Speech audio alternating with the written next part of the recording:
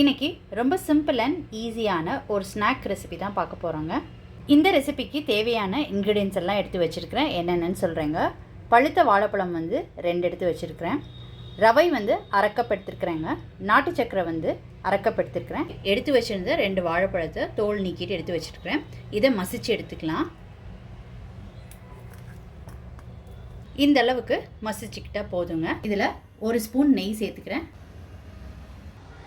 இப்போ நெய் உருகினதுக்கப்புறம் அடுப்பை சிம் பண்ணிவிட்டு மசிச்சு வச்சுருக்கிற வாழைப்பழத்தை இதில் சேர்த்துக்கிறேங்க. எல்லா வாழைப்பழத்தையும் சேர்த்துக்கிட்டாச்சு. இதை நல்லா கலந்து விட்டுக்கோங்க. அடுப்பை குறைச்சி வச்சு கிண்டிக்கோங்க.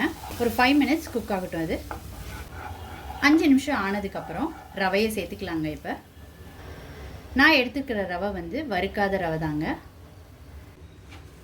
இதை நல்லா கலந்து விட்டுக்கலாம். இதுவும் ஒரு 5 மினிட்ஸ் நல்லா வறுத்து விட்டுக்கலாங்க. இப்போ 1/4 கப்பு தேங்காய் சேர்த்துக்கிறேன். இது நல்லா கலந்து விட்டுக்கலாம். தேங்காவை நல்லா கலந்து விட்டுக்கிட்டாச்சு. இப்போ பால் 1 கப் சேர்த்துக்கிறேங்க. காய்ச்சி ஆற வச்ச பால் நல்லா கலந்து விட்டுக்கோங்க. நல்லா இந்த மாதிரி கலந்து விட்டுக்கிட்டாச்சு. இப்போ 1/2 கப்பு வெல்லம் பொடிச்சது சேர்த்துக்கிறேங்க.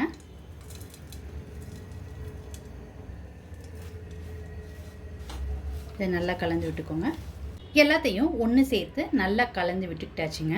நல்லா கெட்டியாக வந்துடுச்சு. இப்போ இதில் ஏலக்காய் தூள் சேர்த்துக்கிறேன். இதை ஒரு தடவை கலந்து விட்டுக்கலாம். ஏலக்காய் போட்டு நல்லா கலந்து விட்டுக்கிட்டாச்சுங்க.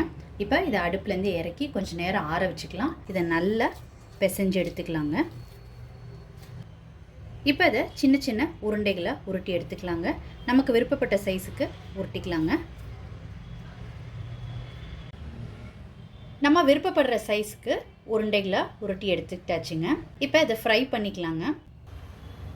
குழிப்பணியார பேன் ஹீட் பண்ணிவிட்டு அதில் எண்ணெய் விட்டுருக்குறேங்க. இப்போ உருட்டி வச்ச உருண்டைகளை இந்த குழிகளில் வச்சுக்கலாம். எல்லா குழிகள்லையும் உருண்டைகளை வச்சாச்சுங்க. இப்போ 1 நிமிஷம் ஆகட்டும். அதுக்கப்புறமாட்டி பெரட்டி விட்டு குக் பண்ணி எடுத்துக்கலாம். எல்லா சைடும் பெரட்டி விட்டு நல்லா குக் பண்ணிக்கோங்க.